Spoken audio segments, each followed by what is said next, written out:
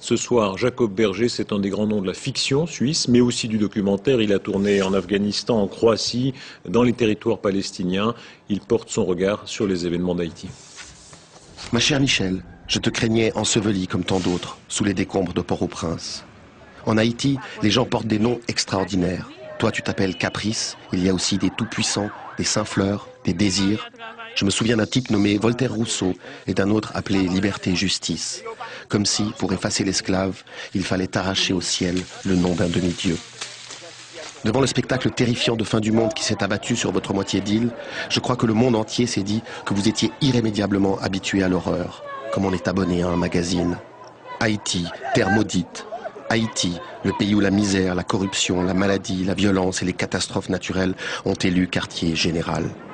Enfant, je m'imaginais que les Africains devaient être habitués à la faim, que les Vietnamiens devaient être habitués aux bombes et que les Sud-Américains devaient être habitués à la torture.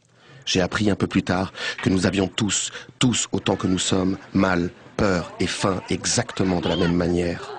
Entre la fille qui hurle de douleur dans la rue défoncée de Port-au-Prince et toutes les filles de son âge que je connais ici, il n'y a aucune différence. Entre ce père qui porte sa fille dans ses bras et tous les pères que je connais ici, il n'y a aucune différence. Entre le sang sur le visage de cet homme et le sang qui coule dans les veines de l'homme assis en face de moi, il n'y a aucune différence. Entre ces cadavres et mon cadavre, il n'y a aucune différence. Je pense à ta peau si noire et douce, Michel. Je pense à tes dents si bien rangées et parfaitement blanches, à tes cheveux indomptables. Je pense à ton odeur de vanille et à ta peur des insectes. Est-il plus facile pour toi que pour l'un d'entre nous de vivre dans les ordures? Est-il plus facile pour toi que pour moi de perdre un père, une mère? Cela t'est-il moins douloureux de prendre 1,5 tonnes de béton armé sur le coin de la gueule qu'à moi? Je t'imagine dans les rues de Port-au-Prince, ma belle Michel, hébétée, muette d'horreur, écrasée par la fatalité. Mais pourquoi les Haïtiens devraient-ils accepter d'être devenus les zombies de l'humanité, frappés par tous les maux possibles, de l'esclavage à la dictature, de la corruption aux ouragans, de la sorcellerie au tremblement de terre? Non. Si ton pays est devenu ce cloaque, si ce soir encore des survivants sous les décombres implorent des secours qui ne viendront jamais, si la putréfaction et les épidémies menacent, si les hôpitaux, les écoles, les ministères se sont effondrés sur ceux qu'ils étaient censés protéger, c'est parce que nous, oui, nous l'avons bien voulu.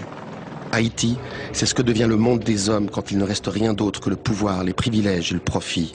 Haïti, c'est quand on ne s'indigne même plus, quand on accepte la dégueulasserie en haussant les épaules et en regardant ailleurs.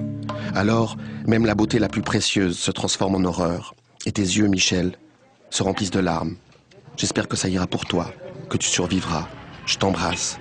Que ta rage de survivre nous inspire.